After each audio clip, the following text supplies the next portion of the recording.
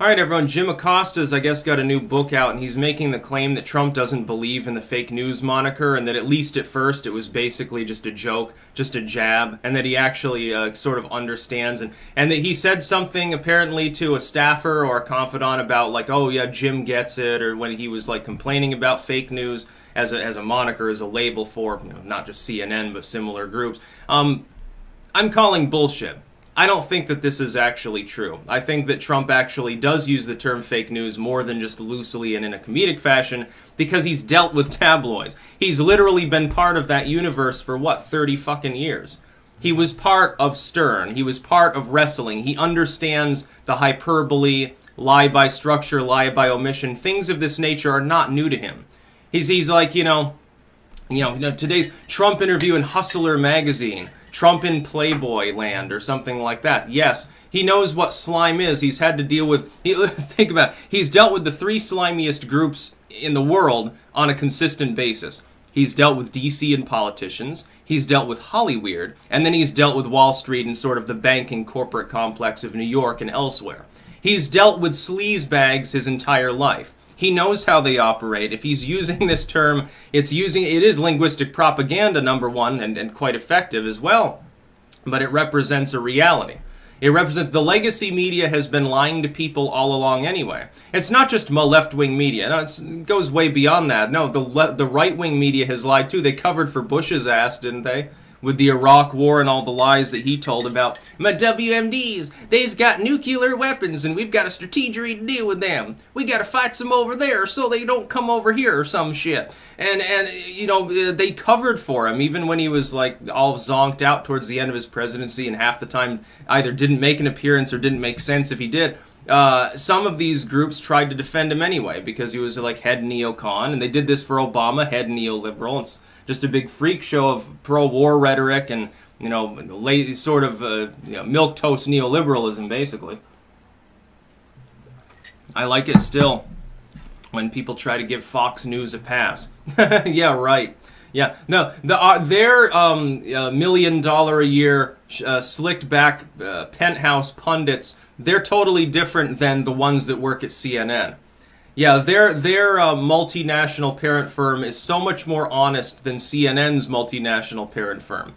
Makes total sense to me. No, it doesn't. No, they're the same swill. Fox is part of the legacy media as well. There are a few independent journos from the older system, like Matt Drudge. I mean, I don't agree with him on everything. He's certainly no like MAGA hat wearer. But he's decent, and by comparison, he cares about some degree of investigative journalism, holds himself to certain ethical standards that you're not going to find at a CNN or an MSNBC or something like that, or at this point, The Blaze.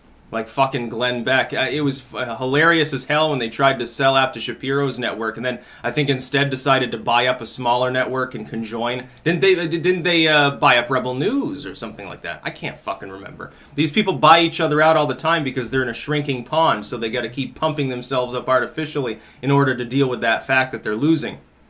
But Jim Acosta is also lying when he says this, almost certainly. There's a very good chance that he's well aware that what he's saying and selling in his book is bullshit. But I mean, it's Jim Acosta, so what do you expect from the dude?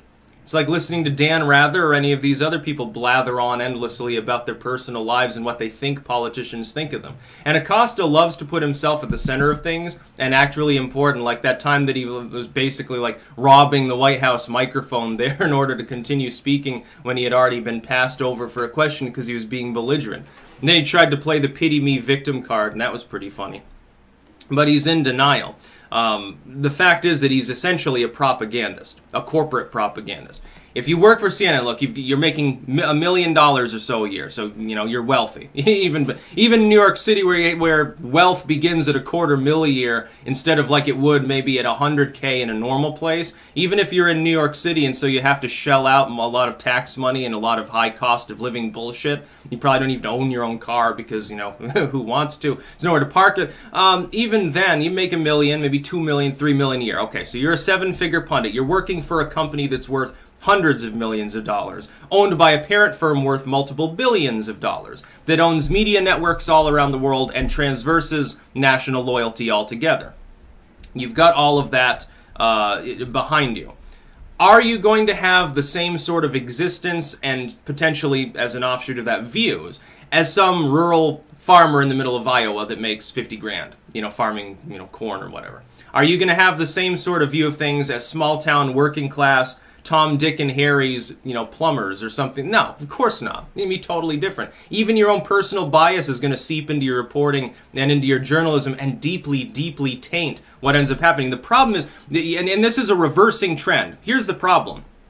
In order to take advantage of old-style telecommunications networks, have the electricity and the uplinks and everything that you need, you had to be located in a big city. So they're all based in New York and Los Angeles and stuff, and so they're living in urban, more liberal, diverse conditions. That's changing now, because news increasingly is coming from someone with a webcam. You don't need to live in New York City in order to do this. I live in fucking Rutland. I live in small town America, and not even directly in a city. And yet I have enough, power to reach hundreds of thousands of people every fucking day.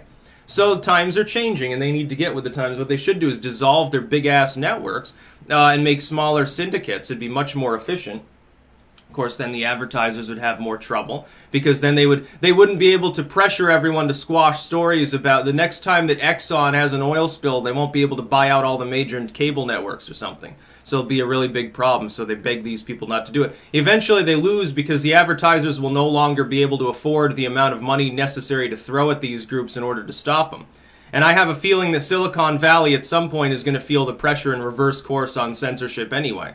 I honestly believe that, because it's going to cause them to go into decline. Half of them will die off, the other half will freak out and reverse course and say we were always libertarians, techno-libertarianism or some bullshit like that. And it'll work. I mean, they'll remain tame and it'll be fine. Google, I expect 99% chance one of those that survives, by the way. So, your YouTube probably doesn't go away. It'll still be problematic, and it's going to have more and more viable competitors like the BitChutes of the world and stuff, though. Just a little prediction there. It'll be funny to see Jim Acosta making a podcast. He'll be using Blog Talk Radio or something like that. That'll be the day. It'll be fucking hilarious. By the way, then he wouldn't have to pay all those exorbitant taxes and fees. He can move to Idaho, and he can actually, in the end, make more money just by being an online personality. He can have his merch store, too. By the way, link in the description of my website. I'm going to keep doing that occasionally just to fucking bother people who have a problem with the idea of making money. I'm a capitalist, not a socialist. I think it's great.